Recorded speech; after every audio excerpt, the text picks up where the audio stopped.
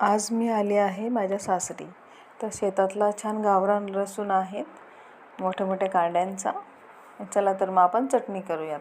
छानपैकी 1 वाटी लसूण निवडून घेतलेला आहे, गावरान ओला लसूण. आणि अर्धी वाटी आपण खोबरे घेणार आहेत. छानपैकी किस करून घ्यायचा त्याचा खोबऱ्याचा. आणि वाळलेले खोबरे आहेत. चटणी एकच नंबर लागते खायला.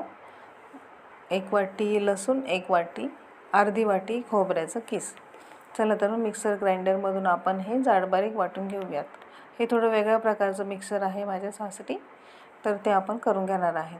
त्याच्यामध्ये ना जाड बारीक असं मस्त वाटून घ्यायचं.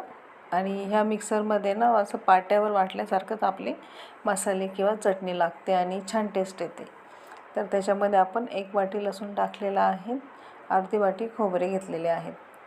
त्यानंतर चवीनुसार मीठ, चवीनुसार तिखट कमी जास्त करू शकतात. मी 2च चमचे घेतलेले आहेत. तर हे बघा, आपलं मिक्सर चालू झालेलं आहे. मस्त जाड बारीक वाटण आपलं चटणीचं रेडी आहे.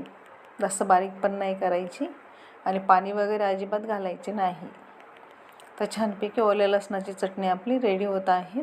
ही चटणी एकच नंबर लागते खायला. ती आपण चपातीसोबत, भाकरीसोबत खाऊ शकतो. सर्व प्रकारच्या भाकरींसोबत ही चटणी टेस्टी लागते. आणि या उन्हाळ्यामध्ये सध्या आता कैरी खूप अवेलेबल आहेत, किंवा छान शेतामध्ये तर खूपच मस्त आंबट गावरान कैरी आहे, त्याच्यासोबत आपण खाऊ शकतो. रेसिपी आवडली असल्यास लाईक करा, शेअर करा, कमेंट करा. आणि मस्त शेंगदाणे तेलासोबत खायची. छान शेंगदाणे तेल पण मी टाकलेले आहे. तर भेटू नेक्स्ट रेसिपीमध्ये.